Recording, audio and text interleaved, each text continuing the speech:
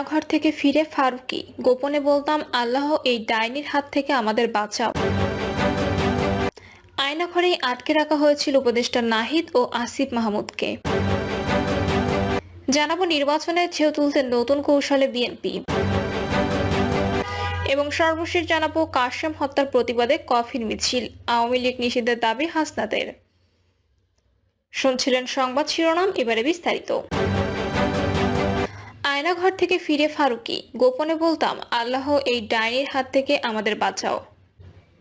Fascist Awami League সরকারের গুমঘর পরিদর্শন শেষে অন্তর্বর্তী সরকারের সংস্কৃতি বিষয়ক উপদেষ্টা মোস্তফা সরোয়ার ফারুকী ফেসবুক পোস্টে লিখেছেন, এরকম এক একটা আয়নাঘরে আমরা 17 কোটি মানুষ আটকা ছিলাম 16 বছর, আর গোপনে বলতাম, আল্লাহ এই ডাইনির হাত থেকে আমাদের বাঁচাইয়া দাও। এরকমই কোনো একটা ঘরে হয়তো আমার বাল্যবন্ধু সাজেদুল ইসলাম সুমনকে আটকে রাখা হয়েছিল।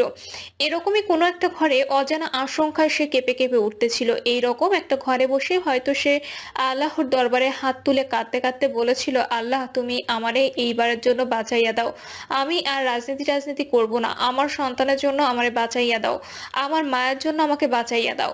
এরকমই এক একটা ঘরে আমরা 17 কোটি মানুষ আটকা ছিলাম 16 বছর, আর গোপনে বলতাম, আল্লাহ এই ডাইনির হাত থেকে আমাদের বাঁচাইয়া দাও। সুমনের সাথে আমার শেষ কথা হয় উত্তরার এক হাসপাতালে লুকাইয়া থাকা অবস্থায়। ওর ভাগ্নে আবরারের একটা শুট ছিল আমার সাথে। স্পষ্ট মনে আছে, ওই শেষ করা দোস্ত, আবরারে তুই ইজি কইরা নিস, নাইলে অ্যাক্টিং খারাপ করব। এমনই এক জালিমের শাসনে ছিলাম যে তোর জন্য সুমন একটা কথাও বলতে পারি নাই। পরে জানলাম মানুষরূপী জানোয়ার জিয়াউল হোসেনের নির্দেশে তোর ইনজেকশন দিয়ে মেয়ের শীতলতায় ফেলে দেয়। যে বাবার ঘরে ফিরে সন্তানের সাথে ভাত খাওয়ার কথা ছিল, তাকে এই ডাইনির দল শীতলক্ষার মাছেদের খাবারে পরিণত করে। এই হায়নাদের হয়ে যখন কেউ কথা বলতে আসে আমার মাথায় রক্ত উঠে যায়। আমি আমার কম্পোজার লুজ করি। এর আগে আজ বিদেশি গণমাধ্যম কর্মীদের নিয়ে আয়নাঘর পরিদর্শনে গেছেন অন্তর্বর্তী সরকারের প্রধান উপদেষ্টা ডক্টর মোহাম্মদ ইউনূস। পরিদর্শন শেষে সাংবাদিকদের সঙ্গে আলাপকালে ডক্টর ইউনূস বলেন, আপনারা সবাই সঙ্গে ছিলেন, কাজেই আমার নতুন করে কিছু বলতে হবে না। এটার বর্ণনা যদি বলতে হয় তাহলে বলবো এটা বিভৎস দৃশ্য। যারা নিগৃহীত হয়েছেন, যারা এটা শিকার হয়েছেন, তারা আমাদের সঙ্গে আছেন। তাদের মুখের থেকে শুনলাম কি হয়েছে। এটার কোনো ব্যাখ্যা নেই। তিনি আরো বলেন, এরকম টর্চার সেলের সংস্করণ সারা বাংলাদেশ জুড়ে নাকি আছে। কেউ বলে 800, কেউ বলে 900। গত সরকার আইয়ামে জাহেলিয়া প্রতিষ্ঠা করে গেছে সর্বক্ষেত্রে, এটা তার একটা নমুনা। আয়নাঘর জাতিকে ধ্বংস করতে না পারে প্রমাণ হিসেবে রাখতে সিলগালা নির্দেশ দিয়েছে প্রধান উপদেষ্টা। তিনি বলেন, মানুষের মনুষ্যত্ববোধ বলে যে কোনো জিনিস আছে, সেটার থেকে বহু দূরে গভীরে নিয়ে গেছে আয়নাঘরের এই বিভৎস দৃশ্য। নৃশংস প্রতিটি জিনিস হয়েছে এখানে। যতটা শুনে অবিশ্বাস্য লাগে যে এটা কি আমাদেরই দেশ, আমাদেরই জগৎ। অধ্যাপক ইউনূস বলেন, বিনা কারণে জঙ্গি আখ্যায়িত করে মানুষকে তুলে এনে এসব টর্চার ছেলে নির্যাতন করা হতো। তিনি আরো বলেন, এখন শুনি বাংলাদেশ জুড়ে আরো 27 থেকে 28টি আয়নাঘর আছে। আমার ধারণা ছিল শুধু এখানেই আছে। এগুলোর সংখ্যাও নিরূপণ করা যায় না, কতটা জানা আছে, কতটা অজানা আছে। গুম কমিশনকে এসব আয়নাঘর বহিষ্কার করার জন্য ধন্যবাদ জানান প্রধান উপদেষ্টা। আয়নাঘরে আটকে রাখা হয়েছিল উপদেষ্টা নাহিদ ও আসিফ মাহমুদকে। আয়নাঘর পরিদর্শন করেছেন অন্তর্বর্তী সরকারের প্রধান উপদেষ্টা সহ বাকি সব উপদেষ্টারা। এ সময় আয়নাঘরের ভয়াবহ চিত্র দেখে আঁতকে ওঠেন তারা। তাদের সঙ্গে ছিলেন দেশ বিদেশের সাংবাদিকরা। বৈষম্য বিরোধী ছাত্র আন্দোলনের সময় উপদেষ্টা নাহিদ ইসলাম ও আসিফ মাহমুদ সজীব ভুঁইয়াকে তুলে নেওয়ার পর ডিজিএফআই এর এই আয়নাঘরে আটকে রাখা হয়েছিল বলে বোমা ফাটান তারা। আয়নাঘর পরিদর্শনে গিয়ে ডিজিএফআই এর সেই 2 টর্চার সেল চিনতে পারার কথা জানিয়েছেন নাহিদ ও আসিফ। 24শে জুলাই বৈষম্য বিরোধী ছাত্র আন্দোলনের সময় তাদেরকে সাদা পোশাকে তুলে নেওয়া হয়। সে সময় তাদেরকে গুম করা হয়েছে বলেও ধারণা করা হয়েছিল। আয়নাঘর পরিদর্শনের পর উপদেষ্টা নাহিদ জানান, তাকে যে কক্ষে আটকে রাখা হয়েছিল সেই কক্ষের একপাশে টয়লেট হিসেবে একটি বেসিনের মতো ছিল।